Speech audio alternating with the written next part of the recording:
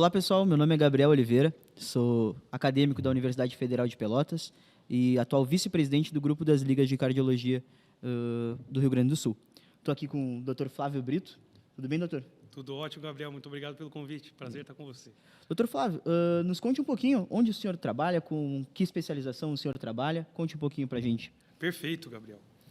Gabriel, eu tenho uma formação cardiológica que é um pouco diferente, mas vou explicar o porquê e porque, graças a Deus, isso está virando comum hoje, né?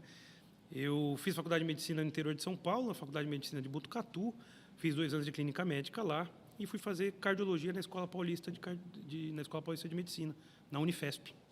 E lá eu tive contato com um grupo de transplante cardíaco que estava se reestruturando na época, o professor Enio Búfalo, o professor Carvalho, o professor Dirceu Rodrigues de Almeida, e foi com esses colegas que eu enveredei por uma subespecialidade que foi a insuficiência cardíaca para o cardiologista clínico. Hoje, aqui no Rio Grande do Sul, Fortaleza, São Paulo, a gente tem essa subespecialidade já totalmente credenciada, o transplante cardíaco clínico, mas na minha época, lá nos idos de 2009, era algo um pouquinho diferente.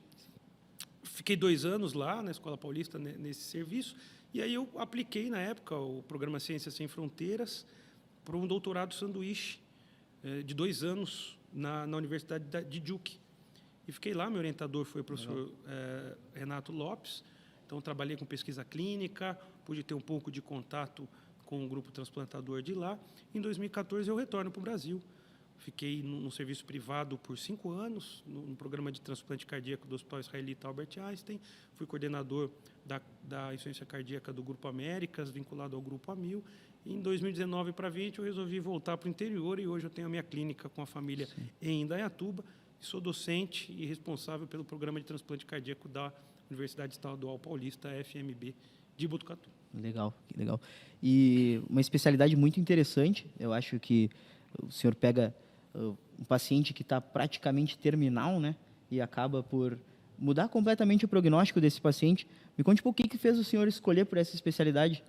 Olha, Gabriel, eu sempre gostei muito da clínica médica, dos diagnósticos clínicos, sempre prezei muito pelo relacionamento médico-paciente, e o que mais me desafia na medicina até hoje é fazer um diagnóstico. Fazer um diagnóstico, ele demanda que você saiba ouvir, demanda que você tenha estudado e que você tenha tido contato com aquela patologia que se encontra no paciente à frente de você. Claro. Isso me encantava muito. Quando eu fui para a cardiologia, a área de terapia intensiva e hemodinâmica casou muito com o que eu gostaria. E quando eu vi os primeiros transplantes de coração ocorrerem, eu vi que a mudança era tão drástica na vida do paciente, na vida da família, apesar de ser um esforço muito grande em termos de sistema. Eu preciso de recurso de saúde, eu preciso de recurso humano, eu preciso de investimento, mas essa mudança no paciente que não tinha condição de fazer absolutamente nada e era restrito ao leito por uma qualidade de vida digna, me convenceu a seguir essa jornada, viu, Gabriel? Uma bonita história, doutor. Obrigado. E me conte como está o estado dessa fase de transplante, que o senhor é de São Paulo. Como é esse trabalho lá? Como as facilidades, as dificuldades que o senhor encontra? Nos conte um pouquinho. Gabriel. Poxa, bela pergunta. Importante a gente falar disso, até para gerações que vêm crescendo, que vêm aprendendo a parte médica. Claro. Importante a gente ter esse tipo de visão.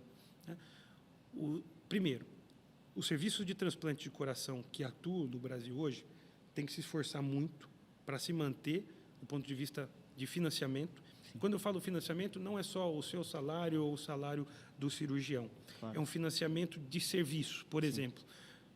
Conforme o meu programa de transplante ele vai aumentando, eu demando mais leitos do hospital. Sim. Então, eu preciso de uma estratégia maior para acomodar esses pacientes.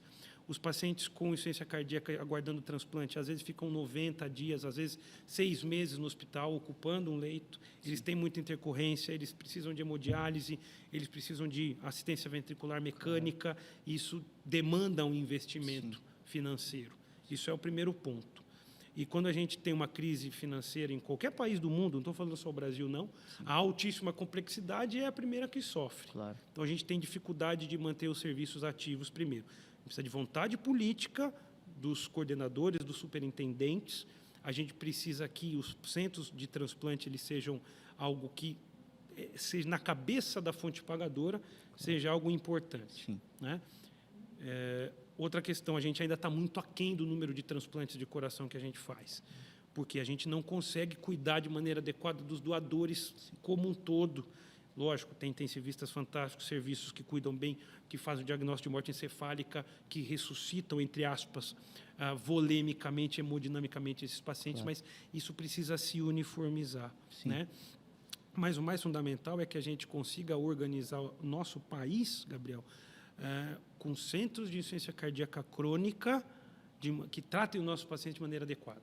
Sim. Com reabilitação, com instrução, com fármacos via oral, que tragam um benefício, que mudam a sobrevida. Para quê? Para que os centros quaternários que fazem o transplante cardíaco recebam pacientes em situação clínica adequada para que o transplante funcione. Claro.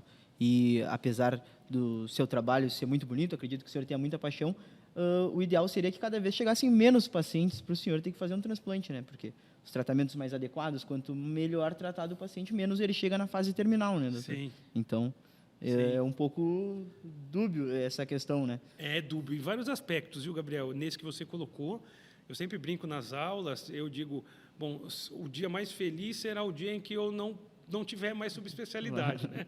E que a gente não precisar mais transplantar os pacientes. A gente sabe que existem as cardiopatias congênitas, existem doenças genéticas que podem precisar do transplante, independentemente da nossa terapia. Sim. Mas, em linhas gerais, o tratamento farmacológico ele tem melhorado muito a sobrevida dos nossos pacientes, tem melhorado muito a capacidade funcional, melhorado a condição do coração dos pacientes, isso me agrada muito. Claro, e o tratamento da insuficiência cardíaca é algo que cresce muito, né, doutor? Cada vez se descobrem novas drogas antigas, como os inibidores da SGLT2 que já tinham, são adicionadas ao esquema da insuficiência cardíaca com uma boa resposta. Então, eu acho que isso é verdade. Com isso, também, os pacientes acabam chegando melhores nesse ponto, né, nesse estágio. Sim, e quando a gente compara hoje a terapia que a gente chama, né, a terapia de convencional, com o inibidor da enzima conversora e um BRA, espironolactona, eplerenona e beta-bloqueador, e compara com a terapia dita contemporânea de hoje, com sacubitril/valsartana, um inibidor de SGLT2, espironolactona, eplerenona e beta-bloqueador, a gente fornece, quando a gente institui o chamado Quarteto Fantástico, 6,3 anos de vida para o paciente. Isso é uma coisa então, fantástica. Reduz o risco de mortalidade, o risco relativo de óbito em 73%, Gabriel. Isso é algo fantástico. E eu comecei a aprender, estudar a insuficiência cardíaca mais a fundo em 2008. E eu vejo que hoje a capacidade que a gente tem de estabilizar os pacientes, melhorar os corações e tirá-los de uma possibilidade de fila de transplante. E aí eu estou falando de indicação de CDI ressincronizador também, por exemplo. Claro, com certeza. É fantástico. Sim. E essa resposta desses tratamentos realmente foi uma revolução que teve nos últimos tempos. E eu acho que agora um dos grandes desafios é aumentar o acesso a esses novos tratamentos, né? Eu sou de Pelotas, eu posso dizer, a gente tem um pouco de dificuldade, claro, agora no SUS, às vezes, com um laudo especializado, tu consegue o inibidor da SGLT2, mas tem uma dificuldade de se conseguir. Muitos pacientes acabam se perdendo no meio do processo, que tem muitos papéis, é muita burocracia.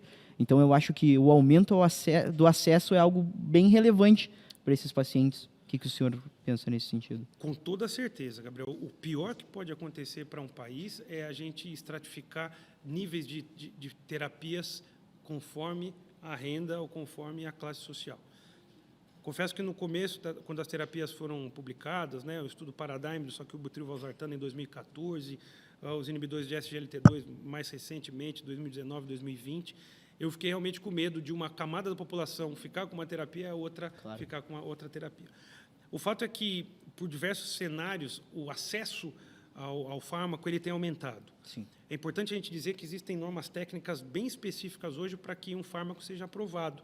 Ele é aprovado via uma exposição para uma câmara de notáveis, chamada Conitec.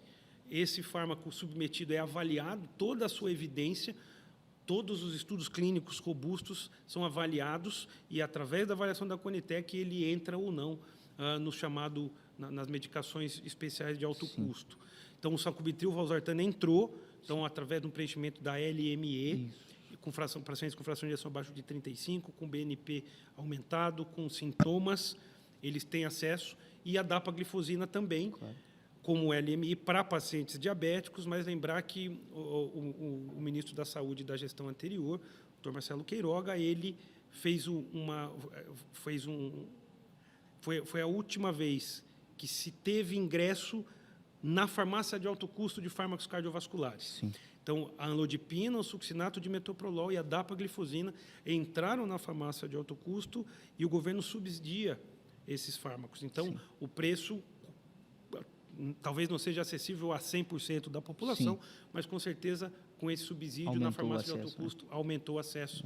E eu acho que hoje o paciente tendo acesso ao sacubitril valsartana e a dapaglifosina, ele completa o ciclo. O prognóstico do paciente tende a melhorar bastante, né, doutor? Sem dúvida. Então, tá bom. Então, doutor, foi um prazer conversar com o senhor, um prazer conhecer o senhor, tá bom? Eu acho que a gente teve uma boa discussão, deu para conversar bastante sobre a atuação do senhor, também discutir essa parte da insuficiência cardíaca, tá bem? Então, foi um prazer. Também, prazer foi meu, Gabriel. Prazer pela sua, parabéns pela sua desenvoltura, né? Agradeço todo o pessoal da Socerges pelo convite.